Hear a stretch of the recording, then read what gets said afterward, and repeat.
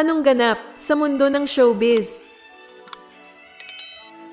Pasabog ang lumabas na balita tungkol sa sikat na Filipino-American TikTok star na si Bella Poarch. Halos 4 na taon na palang kasalang kilalang social media personality kay Tyler Poarch na halos wala talagang nakakaalam kahit ang kanyang mga loyal fans. Nagpakasal umano ang dalawa noong January 2019 at malamang isang secret marriage nga ang naganap dahil wala ngang masyadong nakakaalam ng tungkol dito. Pero ang nakakalokang twist sa chikang ito, nag-file na raw ng divorce si Bella para tapusin na ang 4-year marriage nila ni Tyler. Base sa ulat ng entertainment website na TMZ, nagsampa na ng divorce sa Los Angeles County si Bella o Denary Poarch sa tunay na buhay. Base sa mga dokumentong nakuha ng TMZ, nagdesisyon na si Bella na wakasan na ang ugnayan nila ni Tyler dahil sa irreconcilable differences nilang mag-asawa. In fairness, napakagaling magtago ng sikreto ng SOCMED personality dahil wala ngang nakaalam nito at never na pag-usapan ng kanyang mga taga-suporta. Wala naman kasing ipinost si Bella na photos o videos sa kanyang Instagram at TikTok accounts ng kahit anong may kaugnayan kay Tyler. Hindi rin siya nakitang nagsuot ng wedding ring sa kanyang mga ginagawang entries sa TikTok. Ayon pa sa ulat, hindi nagkaroon ng anak sina Bella at Tyler. Wala rin daw planong alisin ang isa sa mga tinatawag na TikTok queen ang apelyidong Poarch sa kanyang pangalan. Nakilala si Bella dahil sa mga paandar na video niya sa TikTok noong April 2020. Sa ngayon, meron na siyang more than 90 million followers sa TikTok. Nalink din siya kay Joshua Garcia matapos sumaming crush niya ang aktor. Last September, napasama si Bella sa listahan ng Forbes bilang 4th highest paid TikTok star matapos kumita ng $5 million noong 2021. Bella Poarch is the only person on this list to have served in the military.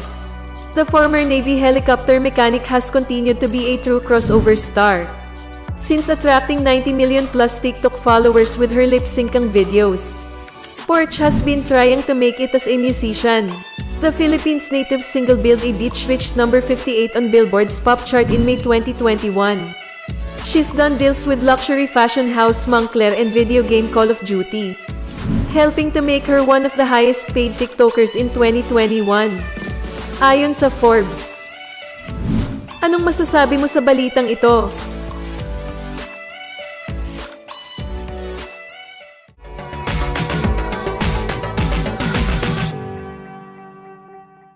Anong ganap sa mundo ng showbiz?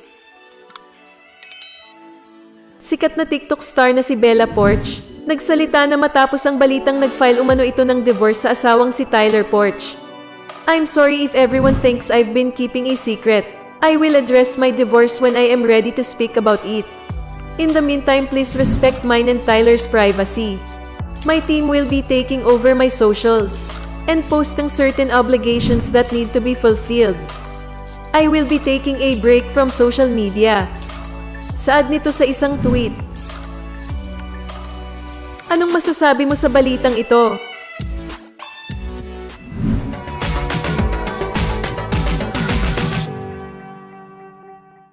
Anong ganap sa mundo ng showbiz? Matapos ang 14 na taon, nagbalik sa Pilipinas ang Filipino-American TikTok star at singer na si Bella Poarch. Sa kabila ng pagkakaroon ng kuliti sa mata bago ang kanyang biyahe, hindi ito naging hadlang sa kanyang pagbabalik. Sa kanyang TikTok video, sinabi ni Bella, But every single time I travel, shit always happens. It's been 14 years since I've been back to the Philippines, and there's no way I'm gonna cancel over a sty. After my 14-hour flight, we headed straight to the hospital. Look, a jeepney. Wait, look, it's a jeepney. I had an important shoot in a week, so I decided to get last-minute surgery. The surgery went so smooth, and I'm so grateful for the Filipino nurses and doctors that took care of me. I did a fitting after my surgery. Yes, a fitting, because we gotta look cute. And then headed to the airport after. Pagdating sa bansa, agad siyang sumailalim sa minor surgery upang alisin ang kuliti bago tumuloy sa Bohol, kung saan siya unang namataan ng mga tagahanga. Ibinahagi rin ni Bella na may nakaabang siyang mahalagang photoshoot sa susunod na linggo na nagpapahiwatig ng posibleng proyekto sa Pilipinas. Si Bella ay sumikat noong 2020 sa TikTok at naging kilala sa kanyang debut single na Build a Beach noong 2021. Sa kanyang EP na Dolls noong 2022, ibinahagi niya ang kanyang mahirap na kabataan sa kantang Living Hell. Sa inyong palagay, ano kaya ang mga posibleng proyekto ni Bella sa kanyang pagbabalik sa Pilipinas?